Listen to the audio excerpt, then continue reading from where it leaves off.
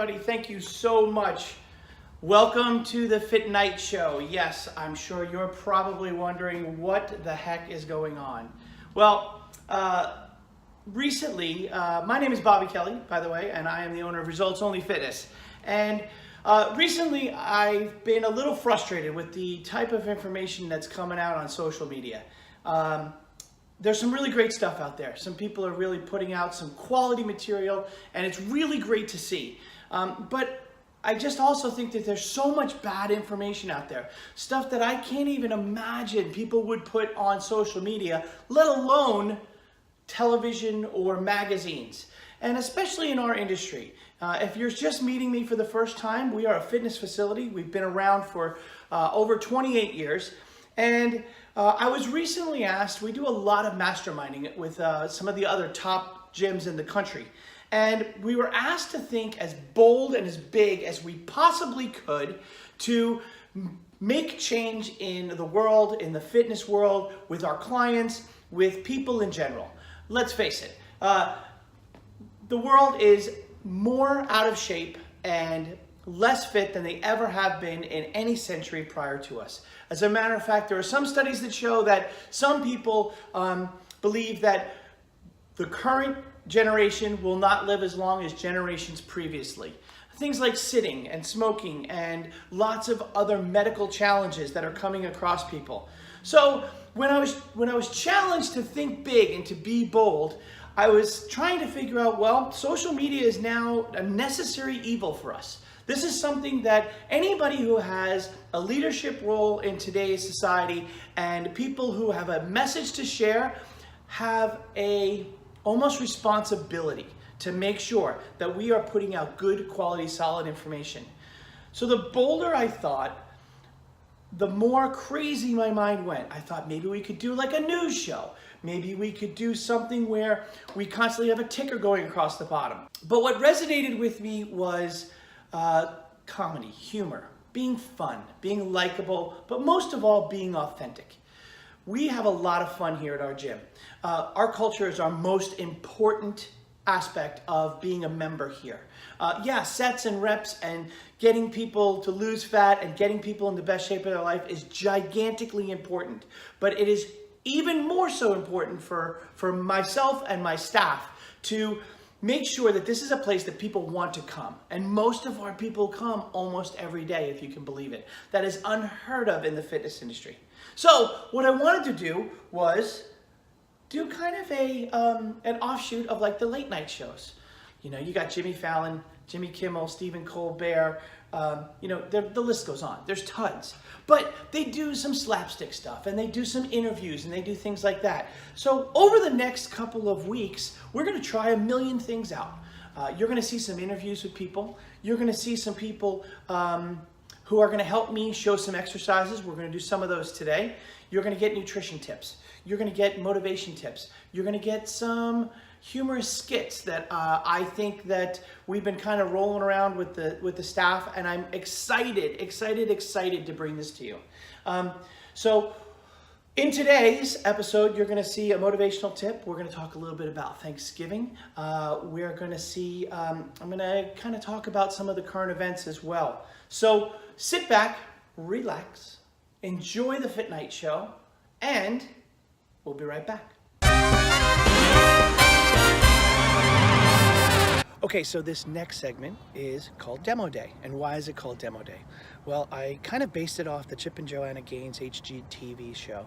And in that show, they would renovate houses, and one of the most important days was Demolition Day. And Chip would get super excited, and he would tear up bathrooms and kitchens and living rooms and all sorts of stuff because he was changing the foundation so that they could build a newer, more beautiful home. So to me, when I started the idea of the FitNight show, the whole concept was that we were going to work on fitness of the body for sure, and you'll see segments about that all the time on the show. But one of the other things you might want to see is fitness of motivation, fitness of mind, fitness of wellness. So quick story for you that made me actually come up with this segment. We were in the airport just a couple days ago, and we ran across a young lady, and she was running from terminal to terminal, and as she was, I noticed that her bag was open, and I went up and I put my arm on her shoulder and I said, "Miss, I just want to let you know that your bag is open. I'm going to zip it up for you, and I just want to make sure you're safe and you don't lose anything." Super thankful, super appreciative, just really, very excited that somebody helped her out. The suggestion was then made by Kelly to open up her bag and make sure she still has everything. Put her bag down, purse is missing. So now she's freaking out. She goes into panic mode. She goes into complete upside down mode. And I was like, all right, hang on, take a deep breath. We get up, she's running back to the Starbucks, she's freaking out. And I said, how about we just check the rest of the bag? Maybe you didn't put it back in that pocket. Oh my God, what am I gonna do? This is gonna screw up my whole day, blah, blah, blah, blah, blah. We open up another segment of the bag, guess what? Purse is in there. Of course it is. So it made me think about, what are people's first reactions when things happen? They get bad news, or they're having a bad day because their boss screamed at them. Their kids got up late, so everything's running late for the whole day. If your first instinct is to panic, then I can promise you the outcome that is in front of you is not going to be good. If your first instinct is to take a deep breath, to go, okay, how am I going to handle this? What's the proper steps? What am I going to do? I really think that the solution will come very quickly. So, moral of the story, take a deep breath, figure it out, don't panic first. So, welcome back. In the recent events, we have seen a challenge with some of the fires in California. We've lost quite a few people. It came quick, it came fast, it came furious. We have friends who have lost their homes. We have friends who have luckily been able to keep their homes. And there was a great story about a woman who runs a senior assisted living home and how she was able to get everybody out. So for those of you who don't know, one of the things we specialize in here at Results Only is the over 60, over 65 population. And so that got me to thinking about some of the things that we do here. And the tip I'm about to give you, or the two tips I'm about to give you, have absolutely nothing to do with being of a certain age group. They will help anybody at any level. And I'll show you a couple things. But knowing that fires can kind of hit anybody at any time, it made me realize, would you be able to get out of the house if you had to crawl? And would you have the balance to be able to maneuver things in a challenging situation? So it became obvious to me that the smartest thing I could do is I could show you a couple things that will help you with that. Now, it doesn't matter what age you are, and it doesn't matter what level of ability you are. A bear crawl is a great exercise for anybody at any age. It's pretty simple. If you're a little bit older, you probably haven't crawled in a very long time. You might have grandkids, you might have children who, they get out and they play and they do that stuff. But it might have been quite a while since you've done that. So I thought I would take a second and show the exercise and some different ways that you can make it a little bit more challenging and a little bit harder. So the simple bear crawl is you're going to get on all fours. And when you get on all fours, you're going to bring your knees up off the floor about this high. Now, once you get your knees off of the floor, you're going to take a few steps forward and a few steps backwards. Now, in many, some of you, are movie buffs, and in Friday Night Lights, they did a movie where they had a young gentleman who had to crawl the length of a football field. And I'm not suggesting you do that, but it is an amazing motivational piece about a coach trying to inspire his kid to do more. But it's something that you can do at any level. So in its basic form, you get on all fours and you will walk slightly forward with your back flat and your head up, keeping your head in alignment with your spine. Now, some of you might be like, that's not very hard, which is great. So you can do it faster, you can do it longer, do it for a minute, minute and a half. And some people might be like, wow, that is super, super challenging. So for those people, all I would suggest is hovering your knees above the ground and holding it for as long as you can, kind of like a plank. Too often, people will get their butt up and they'll be like this. And what they don't realize is that they're putting their back in a bad posture position. Now, the second thing I thought I would show today is something that I'm going to show it in its easiest form, but I think that oftentimes we can get people to do this with a dumbbell and have the ability to work out a little bit harder. So in its easiest form, you stand on one foot. And as you stand on one foot, you extend that leg back, tap that cone, and come back up into position. All the while working on ankle stability and ankle mobility and knee stability. Notice how flat my back is, how my head stays in alignment. Now some people might be challenged by that. So one of the ways you can do is keep one leg back on the floor and work on that. Another way would be to hold a dumbbell and drop it straight down next to your big toe.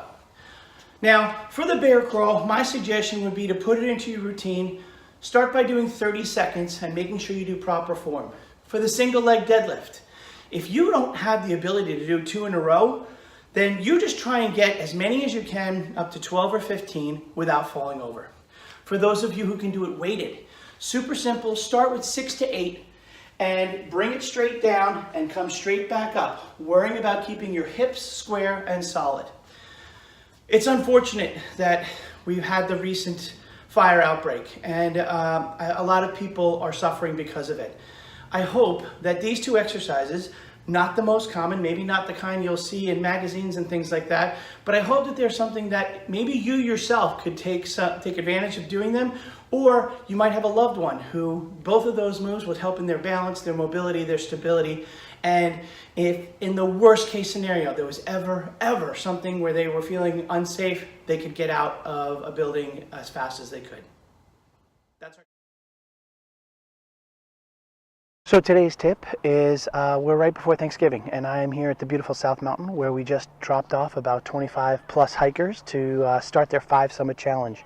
Again, I said it's Thanksgiving week, and this is a great time to celebrate friends and family. But a couple of things to just think about as we start the holidays. Thanksgiving, you know, it's a wonderful day, great meals, great food, time for you to enjoy things that you probably don't eat all the time. And that's okay. But studies show that Thanksgiving is usually about 5,000 or 6,000 calories in just that one meal. That 2, 3, 4, 5 o'clock meal that you're sitting down with your friends and family. So 5,000, 6,000 calories, that could be 3 or 4 days worth of food for a lot of people in one sitting. So you got to pay attention.